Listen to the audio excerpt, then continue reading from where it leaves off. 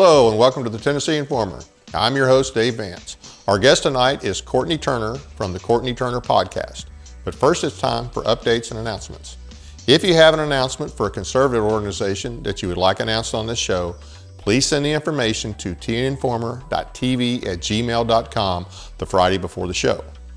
The Henry County Republican Party will meet Thursday, January 18th at Tom's Steak and Pizza, 2501 Eastwood Street in Paris, 7 p.m. Meet for dinner at 6 p.m. if you're interested.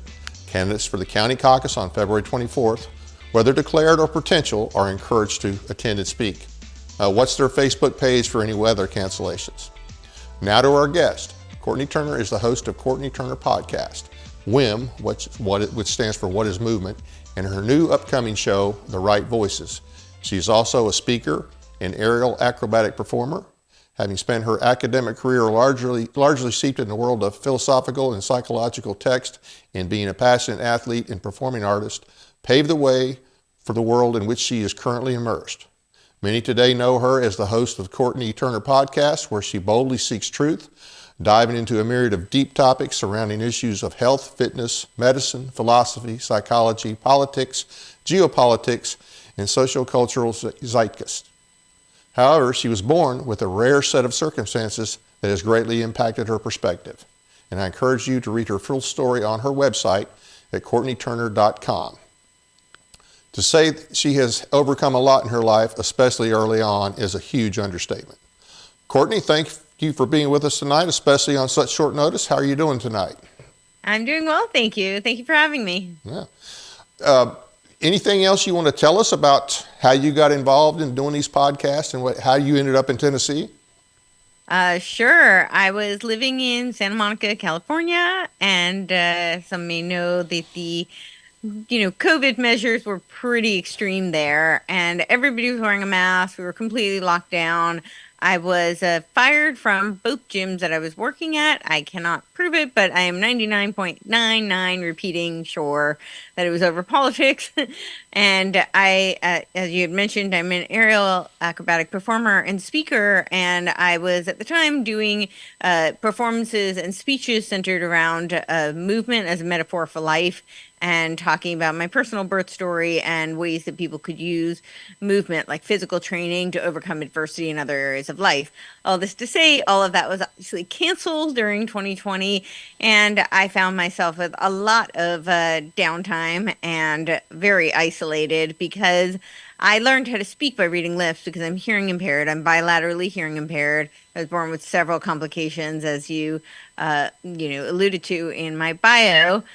Some of them including I'm blind in one eye. I had heart surgery when I was a year old. I was born with hypotonic limbs, fine graphic motor impairment, stunted growth. I actually told my mom the best she could hope for was to find a nice institution for me to spend my life. Fortunately, that was not the case. But I am significantly hearing impaired, and I actually did not get hearing aids until I was almost 6 years old because I learned how to speak by reading lips. And I didn't realize how much I still depend on nonverbal cues for clarity of speech until all the coping mechanisms I spent my life developing were then stripped from me because everybody has their face covered in these cloths. So I was very, very frustrated, and I started to share a lot of, things that I had been reading and, opinions on social media. I really did not find them to be controversial. I didn't start with things that I thought would be particularly, contentious. But it seems that you can post a picture of an orange and people will argue with you on any social media platform. So I found myself just in the midst of a lot of, online discourse, and people started suggesting that I start a podcast. I knew nothing about podcasts. I was not somebody who was familiar with them. I had not listened to them. I always tell the joke, and it's funny to me now, but, at the time, people had mentioned when there was someone who had said to me when they heard about my birth story, they were like, you really need to be on Rogan. And I said, what's a Rogan? Why do I need to be on it? I mean, that's how little I knew about podcasts. So just for frame of reference. But I started, diving into researching what's a podcast, what are popular podcasts. And I became very immersed in the intellectual dark web, really kept me company on my very long runs, on in Santa Monica, so along the bike trail. So all this to say that people suggested I start it, and after doing all of that research, it was really terrifying to me. But it dawned on me that it would be an opportunity to, even if it was through a computer interface, have naked face conversations, and that might save my life. So I committed to 6 months of just recording conversations. I told my guests that I might not air them, but that I wanted to have an opportunity, whether it be in person or on, a computer interface, to be able to have conversations, and I would record them. And after about 6 months, I really enjoyed it, and the guests seemed to really enjoy it. And so here we are. I think I'm almost at 450 in about, since 21. So, Wow. yeah. A lot of people may be born with just one disability or one problem, but you really started off in a hard way there and overcame a whole lot. So that's quite a story just in itself. Definitely worth looking at on your website. Thank you. So you haven't been here in Tennessee very long, but you already No. have some people overall. I mean, you've been here going on 3 years, but you already have some people wanting you to come and brief at a state Senate committee meeting on something known as NAC or NACs. You want to tell us? We're going to talk about this, and I know that you did an interview not long ago with a lady from the American Stewards, Margaret Byfield. And so we've got a slideshow for the audience to see here, so they can kind of follow along. And I just want to do a disclaimer. Everybody understands this is not content that I created. This is just content that I put on a PowerPoint. The information comes from the American Stewards for Liberty, and they have a good website as well. They're doing great. They're doing great work. So I've only become aware of this a few weeks ago. I have recently started a radio show, so I typically do long form information interview style podcast. But for the radio show, I've been doing more shorter, for me, an hour is short for me. So I've been doing shorter, and it's, mostly solo, more lecture style. And I had actually had a whole show prepared. It was a show I had actually filmed, and then the audio didn't go. So I was all ready to go. And then this came on my radar, and I felt like it was way too important not to do this. So, I preface just to say that I'm not, by any means an expert. I hardly feel qualified to have become like a spokesperson for it, but it seems like very few people even know about it. I think they were really hoping to quietly sneak this through. And by quietly, I mean, in terms of in the very typical Fabian socialist style of incrementalism. They've been like taking these little steps and building all these layers of foundation, and now they're ready to just put the roof on and seal it. And they were hoping that it would be a done deal. But fortunately, there were people who became aware and did push back. And one of them is Marlo Oaks, who is the state treasurer for Utah. And he got 22 other state treasurers together, and they pushed back because it was very unusual. In fact, they say it's unprecedented to have such a short window of comments on an SEC ruling. That typically it was a 21-day period, and they say typically it's at least 30 days, sometimes even up to 90 days. Right. And for something that's this big. So I'll backtrack a little bit. What is this? So some people are calling it NAC, some people are calling it NEC. I brought all that up because I did this radio show on it, and that was how the senator found out about it and had called me to speak, which has been postponed. It was supposed to be tomorrow, but we have snow. I'm from the Northeast initially, so this is very funny to me that, a little bit of snow, everything shuts down here. Yeah. So NACs they stand for natural asset companies. And what has happened is the New York Stock Exchange has approached the SEC to propose a new rule to list NACs, natural asset companies, up on the New York Stock Exchange. This is a huge conflict of interest. I will just start by saying that because they are double dipping. They are actually partners. It was the Intrinsic Exchange Group who has presented this. And the Intrinsic Exchange Group is backed by people like the Rockefeller Foundation is one of their primary backers, but it's also IBD Labs, who else was it? Abadir Ventures. They're a venture capital firm, but they seem to specialize in healthcare technologies, and I don't think that's coincidental. And then there was what was it? It was Entertaining Ideas was the other one, but I couldn't find any information on them, so I don't really know what they do. But it's an interesting name. And then some of their smaller ones were like the World Wildlife Organization. I think that was up there on that slide, and that is the brainchild of Julian Huxley. Julian Huxley is famous for 1957 coining the term transhumanism. I don't think that that's insignificant. I actually do think this is very much part of the AI world society, transhuman agenda, terraforming agenda. That's just my speculation. But there are a lot of data points pointing in that direction that I do think that that's connected. He's also, of course, one of the forerunners of UNESCO, and his famous, Malthusian quote, which is what this is all about, is that there's limited resources and therefore we need to depopulate the planet because we don't have enough resources to go around. And so what they're trying to do is they want to put a value on Mother Nature. So on things like air, water, land, natural resources like minerals, photosynthesis is included in this.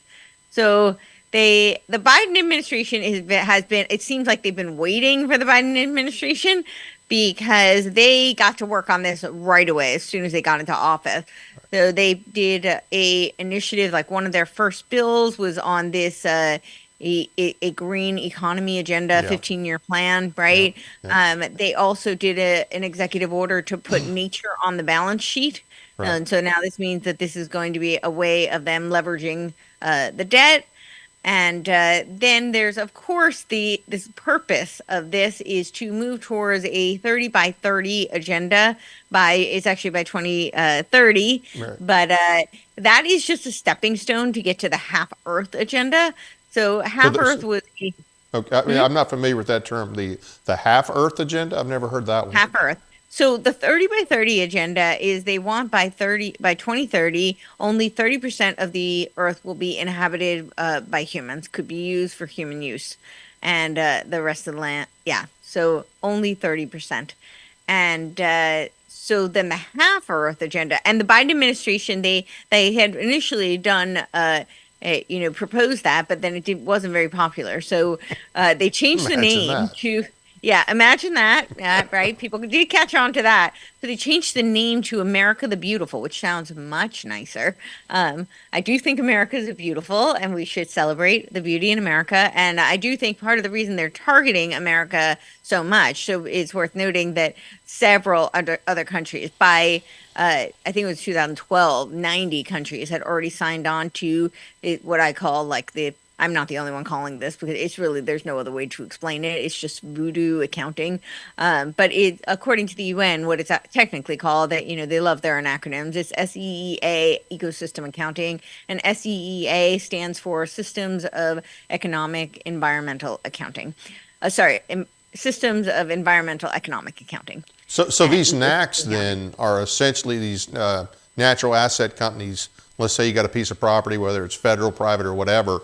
They're basically assigning a value of that, not just based on the land, but the minerals, the water. You said the photosynthesis, so I guess they're estimating how much air it creates from that or whatever. And everything that could possibly, I guess if they grow something there, if it's whether it's already got trees on it or whether they plant. So they're assigning a value to all of that. Is that accurate? That is accurate. And so there was, I think Dieter Helm wrote a book on value and capital, of nature. And I'm blanking on the exact title of it, but that was in 2016. So there have been several, books and white papers written on this, like how are they going to create this new means, because the generally accepted accounting principles do not apply here, because what they're doing is they are prohibiting any productive use of the land. So typically the way you value something is the tangible product that you get. However, what they're doing in this case is they're putting a value on non-use. Essentially the way they're going to monetize this is very similar to the derivative scam. It's just essentially like bets on bets. It was a total scam that led to the crash of 2008, and they're doing something very similar here, which I do think is going to be, potentially devastating to the economy. But they're going to create like a carbon offset. So these NACs will be an offset to, these carbon credit kind of things, because you can't use the land. And they're doing it through things like conservation easements. I'll go through that in a minute because that's through all of it. But I want to back up. So the 30 by 30 agenda is a stepping stone to the half Earth agenda. And there was a book written by E.O. Wilson. He was a biologist, and this was, I have to look up what year it was, but it was a while ago.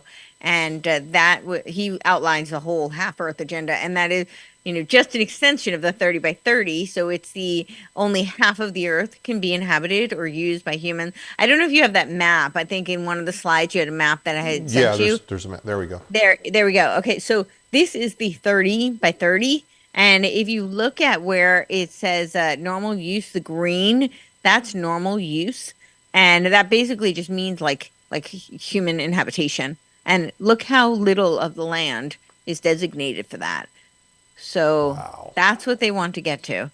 And this is it is a UN agenda. So I was saying before that 90 countries had signed on to this accounting by the UN. And they kept saying, oh, but America has not. The United States has not. And it was very clear that they were really targeting the United States. And I think it's because it's so rich in natural resources and minerals and, all of that. And so in January of 2023, the Biden administration created they just adopted the same UN voodoo accounting system, but they call it National Strategy to Develop Statistics for Environmental Economic Decision, a U.S. system of natural capital accounting and associated environmental economic statistics. This was done by the Office of Science and Technology Policy of Office of Management and Budget, Department of Commerce. It was January of 2023. So they signed on to do essentially the same kind of nonsensical, made-up accounting system so that they can now value Mother Nature. So I know that one of their big targets, they always want to expand the amount of federal land just so they can expand their control. And of course, the NACs will come into play here on the federal lands. Yes. So the federal lands is one of the more obvious. And, of course, that's definitely, we want to stop that. We want to protect our federal lands. However, the private lands are in danger with this as well. And I think that's something that's really needs to be stressed because it's not so obvious. But essentially, if you have private land, and they could do it through something like a conservation easement, and I know there's been a huge push for conservation easements, and particularly in Tennessee, actually, there's tons of them. Yeah. And through these NACs, I think it's really important for people to understand that it's not just about ownership. So yes, people can invest in the NACs and have some ownership, but it's really about what they call ecosystem management. So they could have control over land that you own, and without your permission, they have control. They have controlling rights, and not only do they not need your permission, but you might not even know. And that it's now part of this NAC. And of course, because the NAC's goals are all about the UN sustainability agenda, Right. then they could determine that you can't do any. What if that land is very rich in oil and you are going to drill on that land? They could determine that you can't because that's not, part of their conservation plans. So let me ask you real quick. So Yeah. is there only avenue for private property? Is that through the easements, or are there other avenues that they could take to use, to basically deny you the use of your property? That seems to be the primary one, is through the conservation easements. But it doesn't have to be a conservation easement. Really, they could do anytime they give you any kind of a tax incentive, or they're going to give you some sort of you're taking any kind of government funding for your land, then they can have rights to enroll in these NACs. because they now have ownership. So they Because have a stake. and they've got multiple federal organizations involved in this. It's not just the Department of Interior or Agriculture. It's multiple federal Oh, agencies, correct? that are involved in it? Yeah. I mean, it's I don't know the list of all the people who are necessarily involved in it, but once it's put up on the New York Stock Exchange, then anybody can really invest in it. In fact, our foreign adversaries can invest in it. So, for instance, let's say I gave the example of oil, right? If you're drilling for oil, so like maybe it's in Texas, right? And you have land in Texas and it's very oil rich. Now, say Saudi Arabia wants to invest in these NACs, they can determine that none of that oil can be drilled because that violates their ecosystem management policies, and it's not, it doesn't go along with their sustainable agenda, their goals, and they can determine that you can't. But here's where it gets really sneaky. They can then later delist the NAC, and they now have rights, and they could drill on that land. So they can deny you the right to drill on it while you own it, but Yep. later they can delist it and then they can drill on it. Yes. Good Lord. Yeah. It's really, really terrifying. And yeah, so I mean, China could do the same thing for, well, let's say lithium. They could tell the farmers that they can't farm. So now here's this is a new thing I just started diving into, and I don't have all the information on it. But when I interviewed Margaret Byfield, she was talking about how one of the things that they're saying is they can only have regenerative farming practices, and so, of course, regenerative sounds very nice. Like it sounds like it's organic, kind of like very, yeah, organic farming practices is what it sounds like. However, I did a little bit of digging because that seemed a little like, I was like, well, why would that be bad, right? Now, it could be bad just on the face of it, just surfacely. It could be, I don't want to say bad, but it could be problematic just because commercial farmers, most of them don't have the resources and the means to be able to do, a whole mass scale organic, Right. farming practices. They'd be priced out, right? Yeah. Priced out or regulated out, essentially, is what would happen. My personal feeling is that it's kind of a moot point anyway, because I think they don't want any productive use of the land. So I think they're just going to say you can't farm at all. But I did do a little bit of investigating into what this regenerative means, and apparently the UN has their own terms for regenerative, and it seems a little bit more akin to like a terraforming than it does to what we would traditionally think of as regenerative. I haven't gotten like the exact definition just yet. I'm still working on that. So, but it's not what we typically think of as regenerative anyway. Well, anything So, from the UN should be a red flag. well, yes, and they do typically rename and redefine things. So I'm let me see if I can find it, but I don't know. If I can find it, I will. I'll read it. But it's yeah, so it does look like they pretty much renamed everything. So it doesn't mean the same thing. But yeah, we can go through. I know you have the American Stewards of Liberties. They Slides. did a comment. Yep. Yeah. And theirs was fantastic. I think it was like 9 pages long. And it was a really great list of what's problematic about this. The 25 attorney generals actually got together, which is fantastic, and they presented a comment, and their comment was mostly focused on the legal issue. Right. And part of the reason the comments are so important is because if they don't rescind this and they don't take this ruling off the table, then likely this will go forth in a lawsuit, and the people who have submitted comments will have some sort of legal standing and recourse. So, If we can, let's back up if we can get them up here yeah, to please. the slides for from the American Stewards and the points that they raised. Those were some really good points. And once again, American Stewards put all this together. This is a paper that they put out. So these are some of the key points here to look at. And I don't know if Yes. you've got those up on your screen. Yes. Okay. So the proposed rule authorizes federal lands, including national parks, to be enrolled in NACs. Proposed rule gives management authority to the NAC. So, okay, first the federal lands, right? And apparently, one of the reasons it makes sense that Marlo Oaks was like the person who really spoke up is because I might have this number wrong, but I think in the Western states it's something like 50% of the land is actually, federal lands and national parks and that sort of. It's a huge number, and it It's a varies from state to huge. state, but it's huge in every state out there. Yeah, so that's definitely very concerning. Then, of course, the proposed rule gives management authority to the NACs. So this is what I was talking about, where they don't even have to have ownership, but they have management authority. So they have purview of what is done with that land, and they've stated repeatedly that what they want is zero productivity in the name of what they're calling conservation.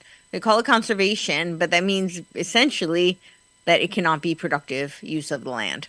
So this means no farming. This means no drilling. This means you can't extract minerals and resources. This means you cannot have. I don't know how they're going to stop photosynthesis. There was even something. Yeah, I don't know. There was even something I saw about like um, blue sky, where they were like trying to commodify the sky. I don't know. This is all so bizarre. Is that crazy Um, blocking the sun thing that I heard about? Some government idea of, no, of this was something a little bit different. I would have to go look up exactly what it was, but it sounds almost like you would be paying for like the image of the blue sky. I don't know. It was, but they labeled it blue sky. That's what it was.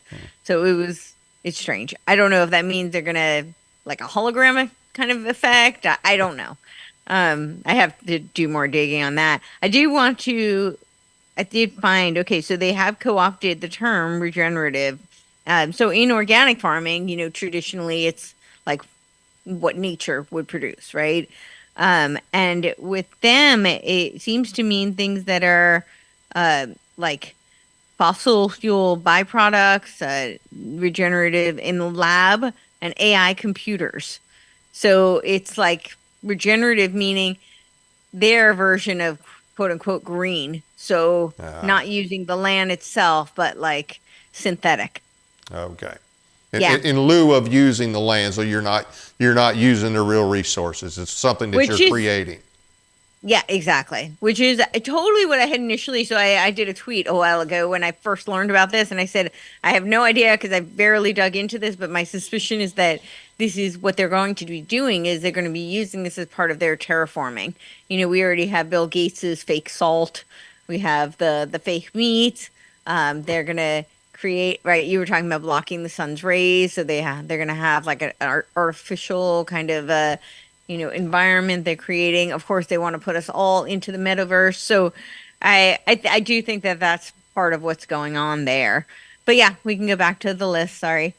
Um, and okay, where were we? What number? I think Uh, 3 or 4, I believe. okay, so I have the number three is the Biden administration is preparing to enroll the federal lands into the NAC. Yep. Number four is proposed rule invites foreign interests to invest in the NAC. So that was some of the examples I was pointing out, like China. They could invest in land that's very And we lithium rich. and we already have a problem with China. China already owns farmland Yeah, close to military bases. I mean, it's insane. I think the top or the second top private owner of private land or farmland in America, I think, is Chinese. And of course, Bill Gates is a big owner, and he's a problem as yeah, well. But I mean, he is and from here. he's buddy buddy with China anyway. Yeah. But yes, but the other thing that it made me think of is there was, I think it was the Epic Time that released it, and it was a secret memo from Chi Hochian.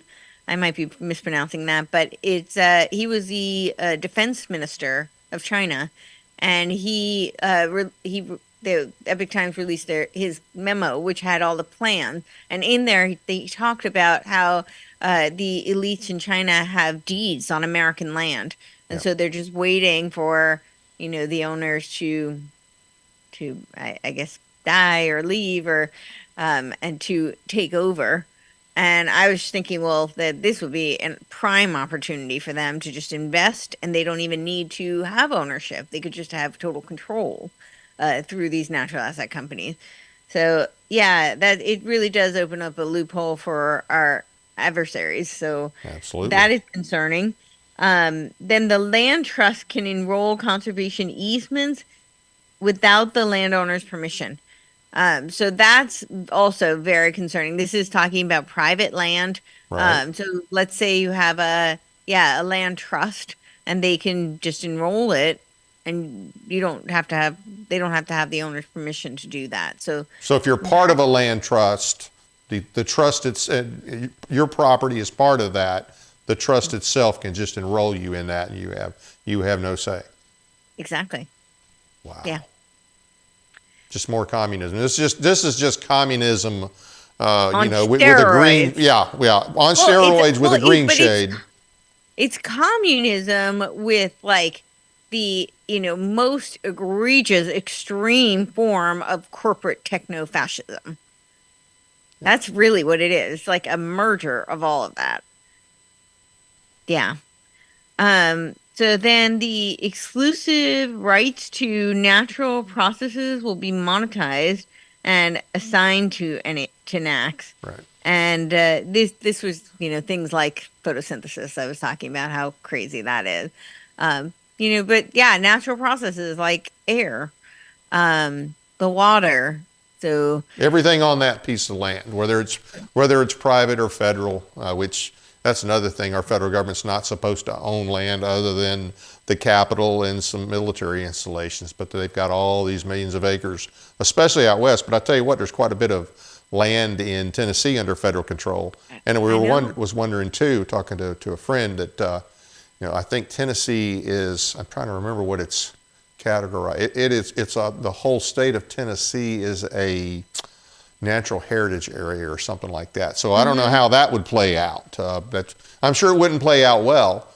And there's a huge conservation agenda in Tennessee. I mean, all throughout the country, but it's definitely. And I mean, I think that the Conservation Act in 1980 was a huge part of laying the groundwork for this. This has been well underway for so long. Nancy Pelosi did a bill that laid this down back in 1992 at the the Earth Summit. Yeah. Right. Yeah, and then. Number 7, protection of resources is prioritized over human flourishing. And this is, perhaps the most egregious and terrifying. But essentially, this is what I'm saying when people were concerned about the type of farming. I'm like, I think they're just going to say you can't farm at all. It's a great way for people who subscribe to a Malthusian worldview and think that we're useless eaters to starve us out. And determined that, well, no, the conservation, that's their big buzzword, conservation of the land is more important than productive use of the land, which means that you can't farm on it, you can't grow crops on it, you can't. And so what happens when there's nothing for people to eat? So, yeah. So those are just some of the ones that they listed, and I think they're great. But so one thing here, the SEC and when agencies do this, which that's a whole nother problem, where we have these agencies, whether it's the SEC or whoever, and they want to do a rule change, they put out, usually they have a 30-day period, sometimes up to a 90-day period, where they'll put it out for public comment. And at the end of that time frame, then they will make a decision. So this was originally done early December, and I guess somebody got wind of it, and the time has been delayed. But the bottom line is, January the 18th, the SEC is going to make a decision on this. Well, the deadline for the comments. The deadline for the comments. Okay. And when will they make a decision after that? Do we know? They could have already made the decision. We don't know. Right. It's kind of like when the Supreme Court, like has a hearing, we don't know. But that doesn't mean that there shouldn't be pushback. Oh, yeah. Yeah. So and we've got 20 some AGs who've pushed back and some treasurers, and that's good. But right? everybody needs to write in on this, and I know Everybody. somewhere on here we And have a link on that somewhere. yes. So, and this is what I want to tell people because I know it can be very daunting. So, if you go to the American Stewards, there's a everything you need to know on that site. There's a link, and then they have a link to the SEC filing to submit your comments. I might be able to just read it out too if you want what it is. It is SEC dash gov, no, sorry, sec.gov/rules /SRO/SR dash NYSE dash 2023-09. You go there, and then when you go to there, you can submit your comment, but you can also look at all the comments that have been submitted. Yeah. And this is what I really encourage people to do because myself included, I felt like I don't know enough to know like how to write, something like what American Stewards of Liberty wrote. Right. They've been researching this for a very long time and know the ins and outs of what's going on. But what you can do, it can be one or two lines, and you'll see all these comments. And there are people who did just write one line, and that's very, very important because it's about numbers. We want them to feel pressure. But you can also write, as part of my comment, I adopt the position of and just cut and paste a comment that you like. So you could take the American Stewards of Liberty's comment. Yep. You could take the 25 Attorney General's comment. You could take, I mean, there's so many who've written such phenomenal ones. I think it was Carol Roth. She's an author. I retweeted her comment. Of course, Marlo Oaks did a phenomenal comment. So these are people who've been really studying it. They understand the financials of this. They're talking about how it's going to be worth five A trillion. quadrillion. Oh, Yeah. So okay. they 5 quadrillion. So Wow. they really think they're going to get very rich off of this. And I think they think they're going to bring everybody, all the, quote unquote useless eaters, the serfs to their knees and possibly force them into a UBI digital credit system, Yeah. digital currency system. I mean, of course, that hasn't been stated. That's just my speculation between everything I've read. Yeah, It well, does it's that way. going to help. There might be some elite people that make money off of this, but the Well, average that's what I'm person is saying. not They going to think, make any money, and they're not designed to. Like you say, it's designed to as a way to control us, or if not get rid of us. But yeah. think about it for just a minute. This is Hmm. how far down this hole we've gone, and this is why Yes. we've allowed. This is a result of allowing our federal government to get away Mhm. with literally murder. This is not a decision that should be made by the SEC or any three-letter agency. This is a No. decision, number one, it shouldn't be made at all, okay? Even our Congress, but certainly not some three-letter agency is going to decide to do this, or an executive order. If Right. anything, anywhere remotely this important, and involving so many things and involving our livelihood, our right to property, our right to exist, those No. decisions should not be made by unelected bureaucrats in a three-letter agency. Of course Congress needs to not. step in and just squash this altogether. And I think in the AG letters, it also mentions, hey, look, guys, this is not part of what you guys were set up to do. This is not, No. Congress did not empower you to make these kind of decisions. Absolutely not. They're supposed to be overseeing the stock exchange. It's not. They're not supposed to be proposing. This is a total conflict of interest for the New York Stock Exchange. No, there's no grounds for any of this. That's why the 25 Attorney General brought up the legal issues. They brought up several accounts of it being unlawful. And that gives standing if it does go into a lawsuit, which I suspect it will. I think that's what's going to happen next. So you're saying if somebody sends in a comment to the SEC on this, that will give them standing Yeah, when there's a lawsuit? Yes. Okay. Yeah. Okay. Yeah. Well, whether That's it my does understanding. whether it does or not, everybody should be calling in on this one, and they should Yeah, be calling whether their it does or congressman. not, Yeah. we want pressure. We want numbers. It does look, just the fact that they've extended the comments period shows that they have felt some pressure. I think they really were hoping they could just quietly sneak this in and that we would just learn about it later. And oh well, it's too late. You can't do anything about it now. So I think the fact that they've extended this comment period, it doesn't mean that, they might not, just rebrand and continue, but it does mean that they're, I think, feeling a little bit of pressure. And hopefully it means that we can extend it or derail them or, yeah, stop it. Now, when you were invited to speak for the Senate committee, I mean, is there a bill pending that has something to do with this, or was this just going to be an informational only brief to some of the state senators? They had asked me to. So Senator Frank Nicely found out about the broadcast I did, and he asked me. He contacted me. We talked for a bit. He asked if I would come and speak to the Senate because he said that as far as he knows, most of them were not aware of this. So he wanted me to make them aware of it because we want lots of pressure on, all of the representatives, the state, the county, federal, and of course for them to all write comments. So that was initially when he approached me, and then they had said that they were not able to get me into, the main, but they could get me into a subcommittee. So they had asked me to speak for the agricultural committee and tailor it to the impact that it would have on the agricultural and farming. And so that was what I was supposed to do tomorrow.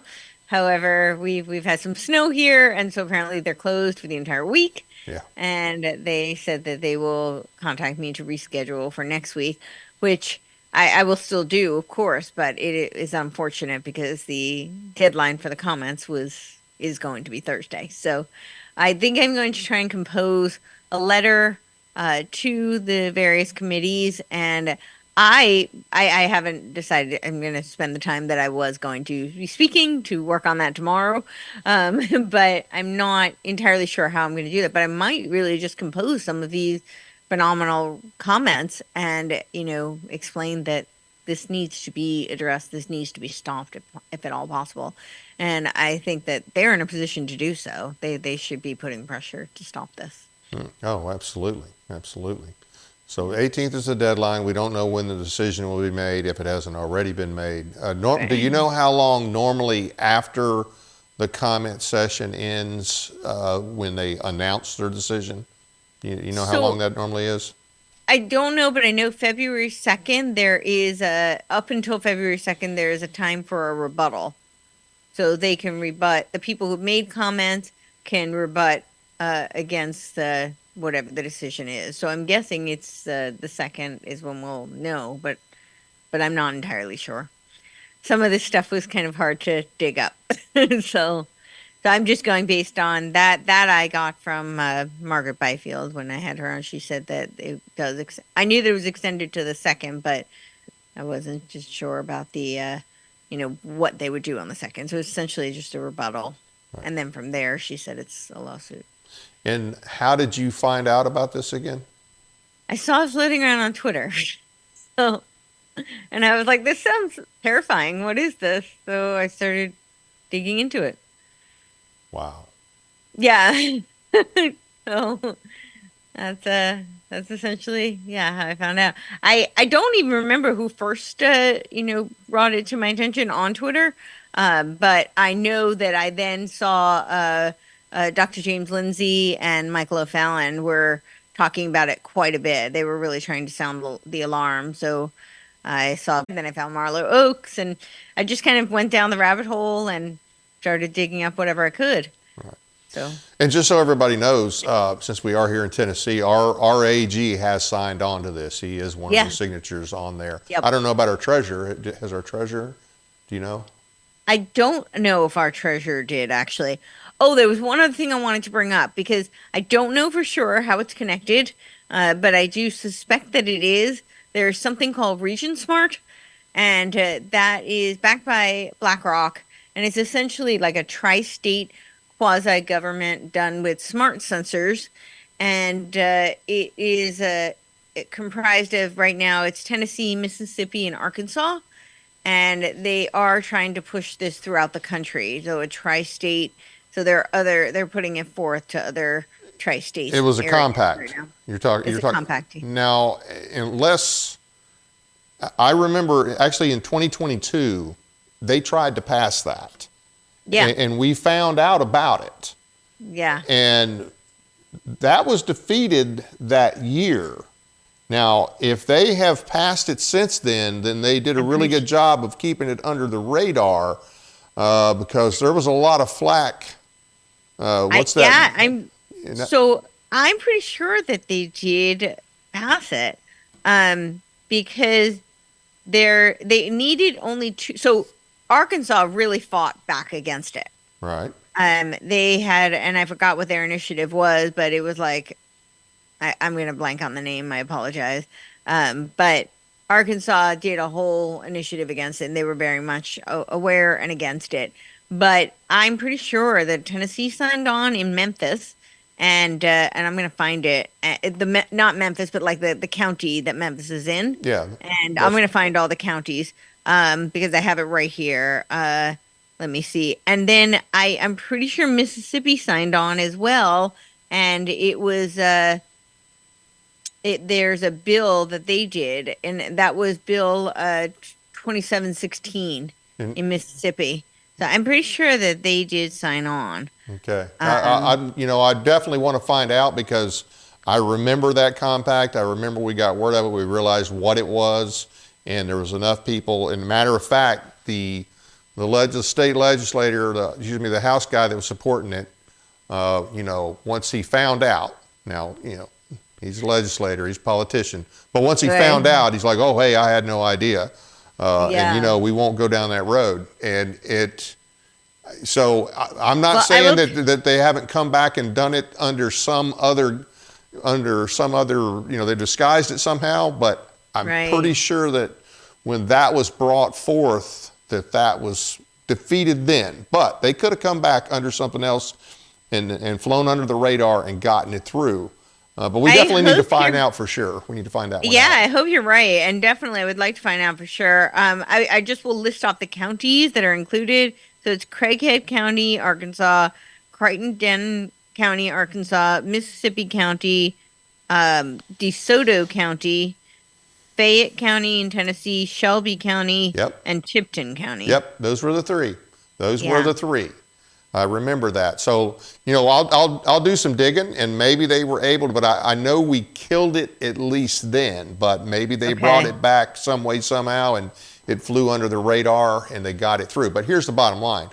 Even if it hasn't been passed, you can count on those people to come back and try to pass it in some way, shape, or form and try to hide what it is. So that's something to be aware of. No matter, the left never sleeps, and we can't either. We got to stay on these type of things. Exactly. And as I said, I'm not sure how the two are connected, but I do suspect that they are. Yeah. Well, and one of the things about that compact, if that's the same one that I'm referencing, those counties, that regional compact, the counties within it, you essentially would have no representation from your county commission. Exactly. Because the commission would be created, and it would be created. So, for instance, the mayor in, say, Shelby County, Fayette County, and whatever the other, I think Tipton County, they would have named people to the board in Tennessee, and then the other states, those counties wouldn't. And so you wouldn't have. It's not like you could, once they made a decision on something, you couldn't go back to your county commission and say, hey, we don't want this to happen. Hey, out of our hands, there's nothing we can do. So that was one of the problems. Plus, if you read it, there was another organization, and I cannot recall the name of it, that was involved with this, and it was just, blatant Agenda 21, 2030 type organization. Right. And that was obvious once this stuff was presented that that's what this was all about. Yeah, so I see in, this one says it dies in the state house. So maybe it did. That would be great. But yeah, I'm sure they're going to continue to try and bring it back. I don't know. The company is still up. What's the name of the company again? It's Region Smart. Region Smart. And it is backed by BlackRock. Okay. Yeah. So, yeah, that's what they're calling it. Well, anything else you'd like to add? Anything else that you think people need to know about? Or is there, with what you're doing on your podcast, and I know you were on other shows as well, anything you want to announce that you have coming up in the near future? I don't know. Definitely check out the Courtenay Turner podcast.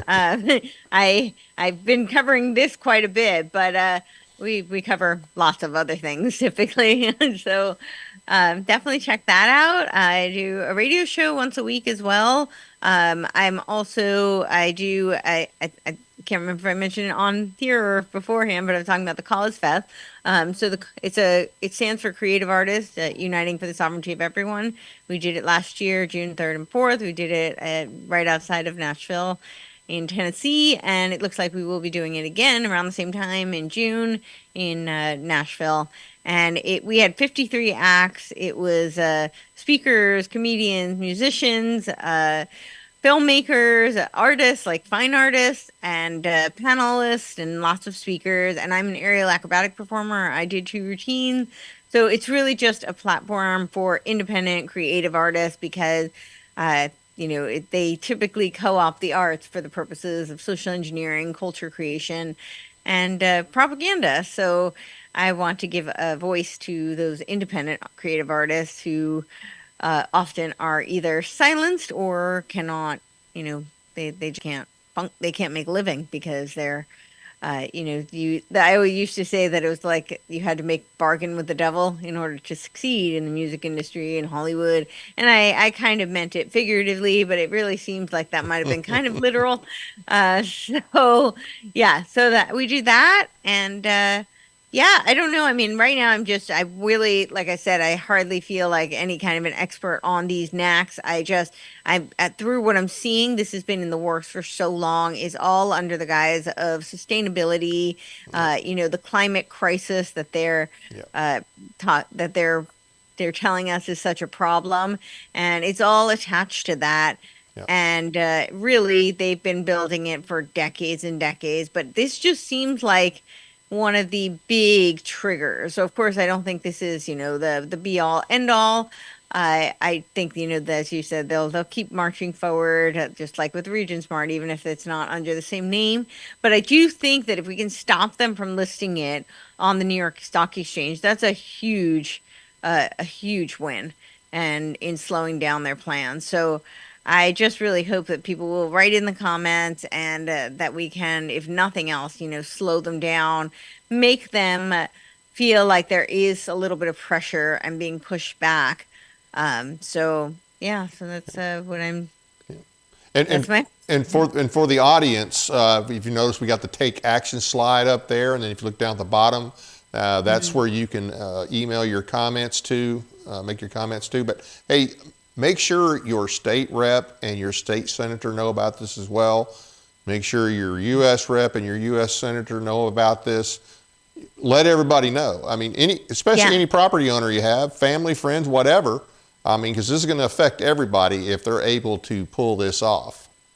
Yes, and I'm also going to read something for you, because in order for your comment to count, you have to put in the subject line, file NO.SR-NYSE-2023-09, asking the SEC not allow NACS.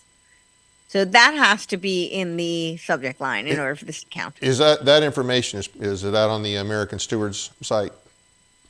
I think it might be on the SEC. I think they do say it, but I just want to make that very clear for people. When you go to the submit comments, I think it does say that, but I just want to make that very clear for people to look for that, because I think those are kind of like the games they play. Like, you don't follow this exactly, and then you're negated, and that's, so then they can say that they got less comments than they actually did. But so I think that's just important for people to play the game. Yeah, absolutely. Well, hey, I really appreciate you coming on the show. Thanks for all the great information. I'd love to have you back sometime. Yeah, I would love it. And I want to thank all of you for taking the time to watch our program tonight. Be sure to hit the like and subscribe button, as well as the notification bell, to stay informed on our upcoming shows. As a reminder, you can now listen to us on podcasts on Spreaker.com. You can find all the audio-only podcast for your favorite episodes on our website, TennesseeInformer.com, or do a search of Tennessee Informer on Spreaker.com. You can download the Spreaker app for Android or Apple phones. We're excited to announce Tennessee Informer podcasts are now available to listen to on iHeartRadio, Spotify, Amazon Music, Google Podcasts, and several other platforms. Many ways to watch and listen. Also, take a moment to check out and follow our Facebook page at TN Informer. We post a lot of news and information on there, as well as our website, tninformer.com. And we also are now on Twitter at twitter.com/TNInformer. Share us with your friends so they can stay informed on what's going on in our state. We have a special edition Tennessee Informer airing this Friday at 7 p.m. Please join me as I welcome the founder and president of Center to Study for Political Islam International, Bill Warner. We'll be discussing sex and Hamas.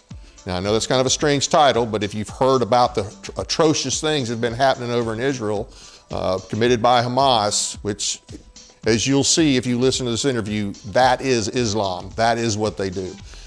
This is a show you definitely don't want to miss. Share it with your friends. Our guest next week on January 23rd will be Matt Throckmorton, a former executive director of Tennessee Charter Schools Association, here to talk with us about the negative effects of social emotional learning on our kids in school. That's it for now. Good night from Paris, Tennessee, that is.